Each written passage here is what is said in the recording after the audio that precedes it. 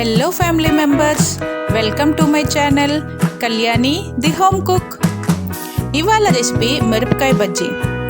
బయట వర్షం పడుతూ చల్లగా ఉన్న వెదర్లో వేడి వేడి మిరపకాయ బజ్జీని మించిన స్నాక్ ఇంకోటి ఉంటుందా? మీరే చెప్పండి.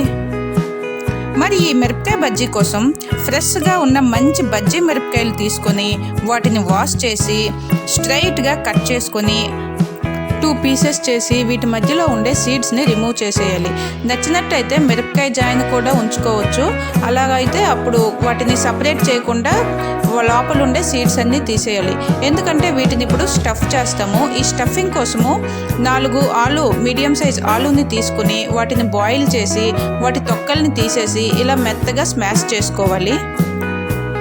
ఇలా స్మాష్ చేసుకున్న ఆలులో అవసరమైన మసాలాలు అంటే కొంచెమంత ఉప్పు, కొంచెం పసుపు, కొంచెం కారం, అలాగే జీరా పొడి, ధనియా పొడి కొంచెం కొంచెంగా వేసుకొని సన్నగా కట్ చేసి ఉంచుకున్న ఉల్లిపాయ, మిరపకాయ, అలాగే కొత్తిమీర వీటిని కూడా వేసుకొని బాగా మిక్స్ చేసుకోవాలి. ఈ స్టఫ్నంతా బాగా మిక్స్ చేసుకున్న తర్వాత కట్ చేసుకున్న మిరపకాయ ముక్కల్లో జాగ్రత్తగా స్టఫ్ చేసుకోవాలి. లేదంటే వీటిని డీప్ ఫ్రై చేసేటప్పుడు ఆ స్టఫ్ అనేది ఆయిల్లోకి సపరేట్ అయిపోయే ఛాన్స్ ఉంటుంది. అందుకే జాగ్రత్తగా స్టఫ్ చేసుకోవాలి. ఇలాగే అన్ని ముక్కల్లోనూ కూడా స్టఫ్ చేసుకొని అవి పక్కన పెట్టుకోవాలి. ఇక్కడ ఎన్ని రకాల స్నాక్ ఐటమ్స్ దొరికినా కూడా వర్షం పడేటప్పుడు ముందుగా ఈ బజ్జీలు, పకోడీలే కదా గుర్తుకు వచ్చేది. దొరకట్లేదు కదా అని తినడం మానేస్తామా ఏంటి? చక్కగా ఇలా ఇంట్లోనే తయారు చేసుకొని తిందాం. మరి ఈ బజ్జీల కోసం మిరపకాయల్ని స్టఫ్ చేసుకున్నాం కదా.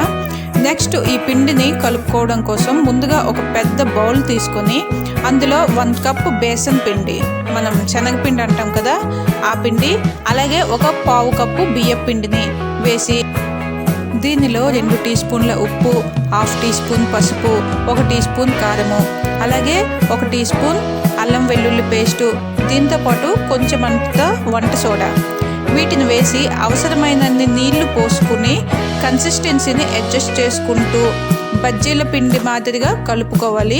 కలుపుకునేటప్పుడు వాటర్ ఎక్కువ అవ్వకుండా చూసుకుంటూ కలుపుకోవాలి. చూస్తున్నారు కదా, ఈ విధంగా జారుగా ఉండేలాగా కలుపుకోవాలి.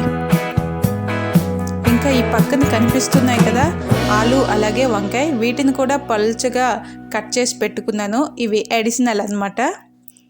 నెక్స్ట్ ఇవన్నీ రెడీ చేసుకున్నాం కదా, వీటిని డీప్ ఫ్రై చేసుకోవడం కోసం వెడల్పుగా ఉండే ఒక పెద్ద కడాయిని పెట్టుకొని దానిలో అవసరమైనంత ఆయిల్ వేసి బాగా వేడి చేసుకొని మనం స్టఫ్ చేసి ఉంచుకున్న మిరపకాయల్ని ఒక్కొక్కటిగా ఆ పిండిలో చక్కగా పిండి మొత్తం పట్టేలాగా ముంచుకొని అందులో ఒక్కొక్కటి అలా ఆయిల్లో వేసుకొని బాగా ఫ్రై చేసుకోవాలి.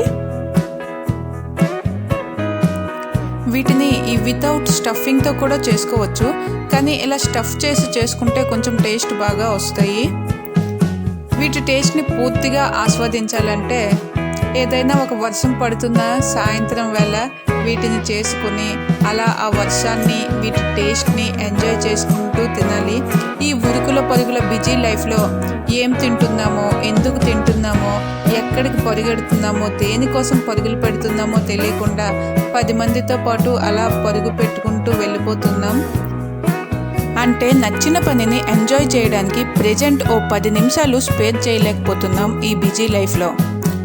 చూస్తున్నారు కదా బజ్జీలన్నీ ఎంత చక్కగా ఫ్రై అయిపోయాయో.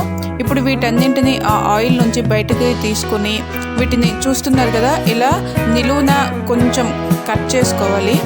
ఈ కట్ చేసుకొని దీనిలో కొంచెం మనం స్టఫ్ చేసుకుందాం. అంటే ఇది ఫైనల్ టచ్ అన్నమాట. దీంట్లో బజ్జీలన్నింటినీ ఈ విధంగా కట్ చేసుకుని అందులో సన్నగా కట్ చేసుకుని ఉంచుకున్న ఉల్లిపాయ ముక్కలు, అలాగే కొంచెం కొత్తిమీర, పైన మన వేయించిన శనగపలుకుల్ని తొక్కలు తీసేసి లైట్గా క్రష్ చేసి పెట్టుకున్న వాటిని కూడా ఇలా ఫైనల్గా వాటిపైన ఇలా చల్లుకొని ఎండింగ్లో కొంచెం నిమ్మకాయ రసాన్ని కానీ లేదా టొమాటో కెచప్ని అలా గార్నిష్ చేసినట్టుగా వేసుకుని వేడిగా ఎంజాయ్ చేసుకుంటూ తినడమే ఈ మిరపకాయ బజ్జీలు రెడీ అయిపోతాయి. ఇలా తయారు చేసుకుని వర్షం వెలిసే వరకు అలా కంటిన్యూస్గా తింటూనే ఉండొచ్చు, అంత బాగా వస్తాయి. ఈ బజ్జీలపై నిమ్మరసం, అలాగే నల్లుప్పు, బ్లాక్ సాల్ట్ అంటాం కదా, వాటిని పైన వేసుకొని తినడం వల్ల ఈజీగా డైజెస్ట్ కూడా అయిపోతాయి. మీరు కూడా తప్పకుండా ట్రై చేయండి. ఇప్పుడు మనం నెక్స్ట్ ఐటెంలోకి వెళ్ళిపోదాం. ఇది పునుగులు అన్నమాట. నేను మార్నింగ్ ఇడ్లీ చేసుకున్నాను. ఆ మిగిలిన కొంచెం ఇడ్లీ పిండి అనేది ఉంది కదా, ఆ ఇడ్లీ పిండినే ఇప్పుడు తీసుకుని అందులో 1 కప్పు మైదా అలాగే 1 కప్పు బియ్యం పిండి ఈ రెండింటిని వేసి బాగా మిక్స్ చేసుకోవాలి. ఈ మిక్స్ చేసుకున్న తర్వాత ఈ ముందుగా కట్ చేసి ఉంచుకున్న ఉల్లిపాయ, మిరపకాయ, అలాగే సన్నని అల్లం తరుగు, కొంచెం కరివేపాకు, కొత్తిమీర, వీటితో పాటు 1 టీ స్పూన్ జీలకర్ర, వీటన్నింటినీ కూడా వేసి పిండిని బాగా మిక్స్ చేసుకోవాలి.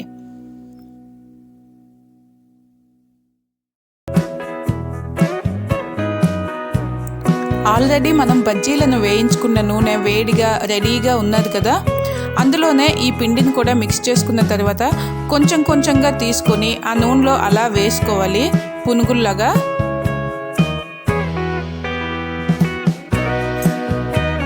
చూస్తున్నారు కదా, ఇలా చిన్న చిన్న పునుగుల్ని ఆ నూనెలో సరిపోయన్ని వేసుకొని వీటిని బాగా అన్ని వైపులా తిప్పుకుంటూ బాగా వేయించుకోవాలి.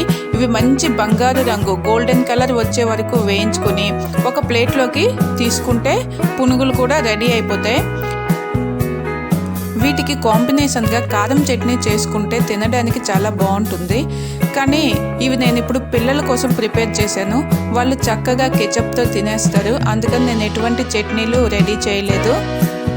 చూసారా, సింపుల్గా 2 రకాల స్నాక్ ఐటమ్స్ ఇంట్లోనే చక్కగా రెడీ చేసుకోవడం ఎంత ఈజీగా అయిపోయిందో. మీకు నచ్చాయా? నచ్చితే ఒక లైక్ చేయండి. అలాగే మంచి మంచి సింపుల్ రెసిపీస్ కోసం కళ్యాణి ది హోమ్ కుక్ ఛానల్ని సబ్స్క్రైబ్ చేసుకోండి. Thank you.